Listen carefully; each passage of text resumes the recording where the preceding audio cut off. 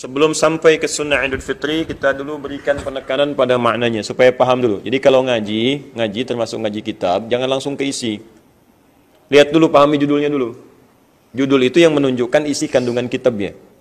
Ya, esensi pembahasannya. Id itu kembali. Bisa diartikan pulang ke tempat asal. Jadi ada raja'a, pulang dengan tahapan. Ada pulang ke asal. Pulang ke asal. Ya, makanya kalau orang meninggal dunia, itu kalimatnya inna lillahi wa inna ilaihi raji'un. Dari kata raja'a, karena pulangnya kepada Allah lewat tahapan-tahapan. Meninggal dulu, ke alam kubur dulu, hisab dulu, baru naik kemudian berjumpa dengan Allah, dimasukkan ke surga kalau dia beriman beramal saleh. Kalau punya persoalan, ya mampir di neraka ya. Kemudian ataupun ada yang selamanya kemudian di situ. Alhamdulillah. Nah, kalau kita pulang, sifat pulangnya kembali ke tempat asal disebut dengan ada ya'udu audah. Allah. Mudik kembali ke tempat asal. Id. Mudik sifatnya. Ada ya'udu id sifatnya. Baik. Tempatnya disebut dengan ma'ad, tempat kembali. Innalladzi farada 'alaikal Qur'ana laradduka ila ma'ad. Muhammad SAW. Sungguh zat yang mewajibkan menurunkan padamu Al-Qur'an tetap akan mengembalikan kamu ke tempat pulang. Kamu akan wafat. Kamu akan wafat. Di Nabi saja orang paling takwa, kata Allah, kamu harus hati-hati. Tunaikan tugas dengan sempurna karena kamu akan wafat, pulang. Apalagi kita yang manusia biasa, pasti kita pulang. Karena itulah Ibnu Qayyim Al-Jauziyah menyusun sebuah kitab untuk cari bekal sebelum pulang, sebelum mudik kepada Allah. Kitab itu diberi nama dengan Zadul Ma'ad, bekal untuk pulang. Antum mau mudik kampung halaman, bekalnya disiap-siapkan. Kerja selama 11 bulan untuk pulang di bulan yang ke-12. 11 bulannya kerja untuk pulang di bulan mudik sebelum Idul Fitri. Sebelum Syawal. Kumpulin, pulang. Punya bekal, senang pulang. Silahkan lihat, orang yang punya bekal, pulangnya senang. Bahagia dia. Bisa beli tiket, ada yang beli kendaraan sendiri. Ada yang baru punya motor, wah enak benar. Ada yang kemudian baru sebagian dapat motornya, tapi indah pulangnya. Cari bekal, dimasukkan kemudian disusun di motornya. Kadang-kadang bekal lebih banyak dari motornya. Anda bisa bayangkan nggak? Ya, kebayangkan motor bebek bekal singa. Tuh, naik, tuliskan, dusnya numpuk ke atas, dikasih di bagian belakang, diberikan tulisan, Mama, aku pulang. Nyampe. Dan yang dahsyat, di tempat kita pulang itu diinfokan. Aku pulang nanti insya Allah. Pulang nak, Masya Allah. Saking taunya Anda mau pulang, apalagi udah lama nggak pulang, disambut Anda. Demi Allah saya katakan, disambut teman-teman. Disambut. Rumah dicat. Makanan kesukaan antum disiapkan. Dibikin, dah lama-lama terus toples yang warna putih itu, tutupnya warna merah itu dihidangkan, luar biasa. Ada yang kontemporer, ada yang klasik, ada gabungan klasik dengan kontemporer, ada kan? Ya, tempatnya kongwan isinya rangginang, ya. Itu kan gabungan klasik dengan kontemporer, ya. Walaupun memang paling tidak jelas itu, ya. Baik, coba lihat tuh, Denis itu kan paling tidak jelas tuh makanannya. Ya, ibunya orang mana, anaknya orang mana, kan yang pegang kemudian jerigen orang mana. Nah, tapi nggak apa-apa, itulah mudik. Ya, semua balik gitu. Ya, tapi poinnya disiapkan semua itu. Jadi saya bayangkan begini. Dan mudik dunia itu tidak mudah. Coba lihat tuh sekarang kemacetan, kontraflow. Ya, ada yang satu jalur ditutup, ada yang macet. Itu kan miniatur padang mahsyar yang dikecilkan di dunia. Seperti itulah kita pulang. Dan yang nggak punya bekal, malu untuk mudik. Dan memilih untuk tidak pulang. Saya pernah tanya, kenapa Anda nggak pulang? Nggak ada bekal, Ustaz. Saya langsung menitikkan air mata. Yang saya ingat akhirat. Bagaimana orang bisa lalai untuk mudik kepada Allah, sementara dia merasa tidak punya bekal. Makanya hati kita itu pasti jujur. Saat hati kita merasa kita kurang bekal, pasti takut untuk pulang. Untuk meninggal saja merasa tidak siap. Kalau bisa nanti, nggak bisa milih, tiba waktunya wafat tentu.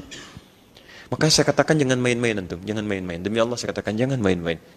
Ya, dalam hadis qudsi dikatakan ya ibadi qasamtu laka rizqaka, khalaqtuka li'ibadah fala tal'ab, wa qasamtu laka rizqaka fala tat'ab.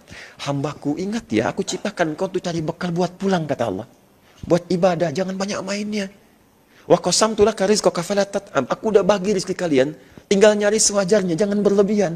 Kalau kalian banyak mainnya, susah pulang, kata Allah. Susah pulang. Dan seperti itulah yang kita saksikan sekarang. Akan terjadi kemacetan. Ramai gitu. Nanti lihat dahsyatnya bagaimana ketika kembali kepada Allah. Padang mahsyar seperti apa? Kumpul orang, macet, pergi sana, pergi sini. Ya, silakan Anda lihat. Tapi orang-orang yang punya bekal, santai saja. Ada 7 golongan di bawah naungan satu tenda. Ada orang ahli Quran punya tenda sendiri. Santai jalan, nggak terlalu macet. Ya, makanya saya sering jalan kadang dengan murid, kadang dengan keluarga, kadang dengan anak yang masih kecil. Lihatnya, kita macet sekarang di dunia, tapi kita akan lihat di akhirat. Kita siapkan, kita lancar di akhirat. Dan di situ kita abadi. Di situ kita abadi. Maka pulanglah teman-teman, cari bekal yang baik. Pulang kepada Allah dengan keadaan yang indah. Dan begitu antum pulang, malaikat nyambut. Itu yang disebutkan di Quran surah 13 ayat 23-24. Kata malaikat, "Salamun alaikum bima sabartum fa ni'ma uqbaddar." Selamat Anda sabar saat di dunia. Sekarang silahkan nikmati surga yang telah dijanjikan. Ini tempat paling indah yang belum pernah dilihat, didengar, dikunjungi, bahkan dilamunkan oleh siapapun. Silahkan masuk. Dan di situ abadi. Dunia nggak ada yang abadi. Silahkan antum sekaya-kayanya wafat, sehebat-hebatnya meninggal. Makanya udah jangan berbuat maksiat. Demi Allah saya katakan, pembunuh dengan yang dibunuh meninggal juga. Ngapain bunuh orang? Toh yang membunuh pun akan wafat juga. Pencuri dengan yang dicuri meninggal juga. Ngapain nyuri? Karena status Anda saat wafat menjadi pencuri. Dan itu abadi.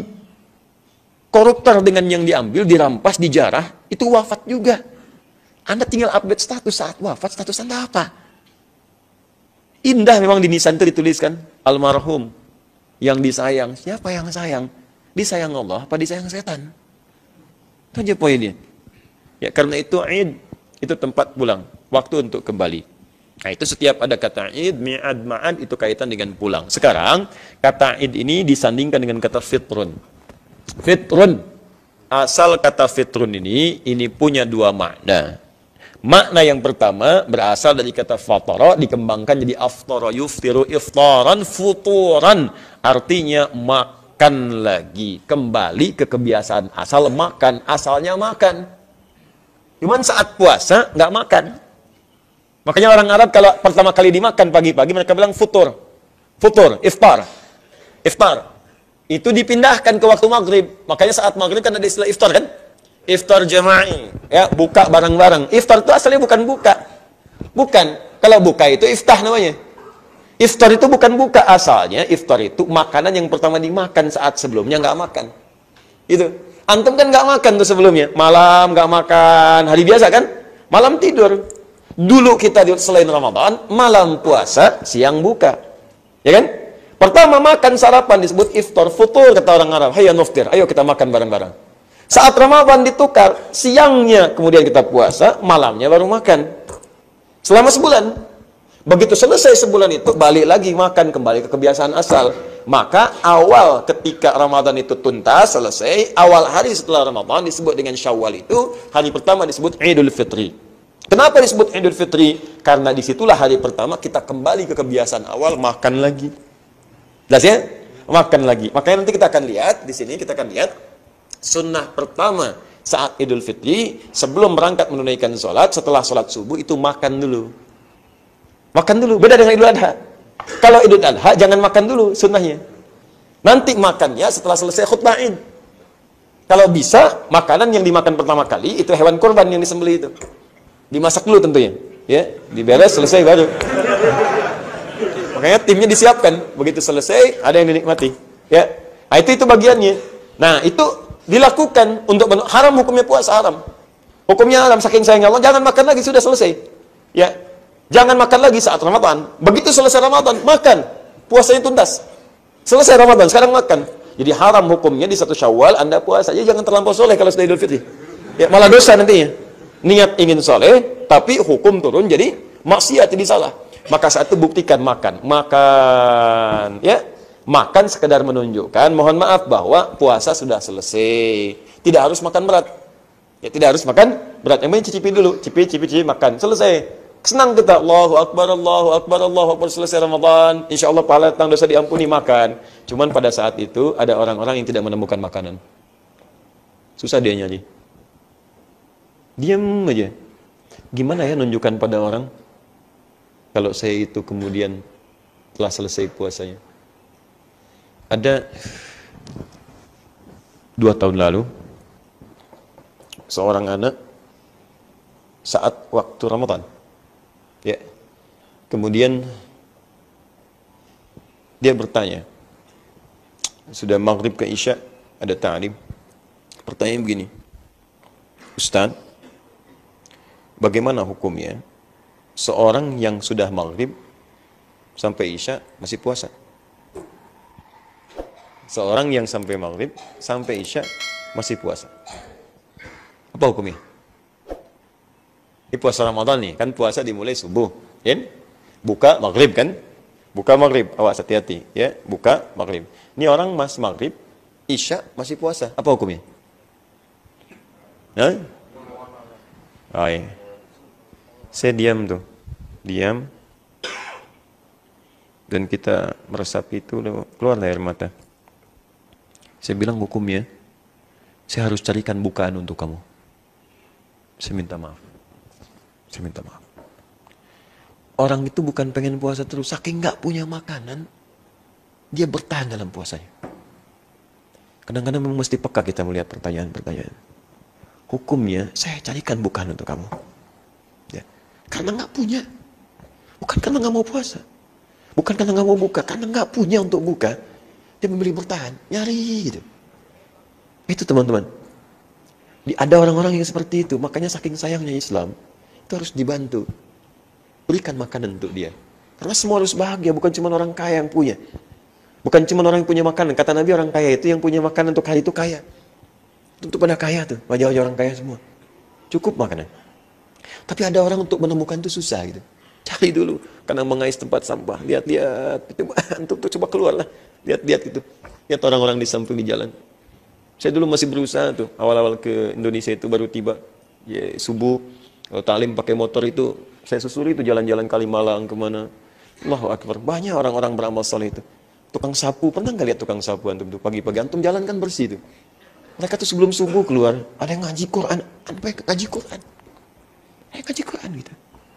Ya Allah, banyak pahala kamu, saya bilang.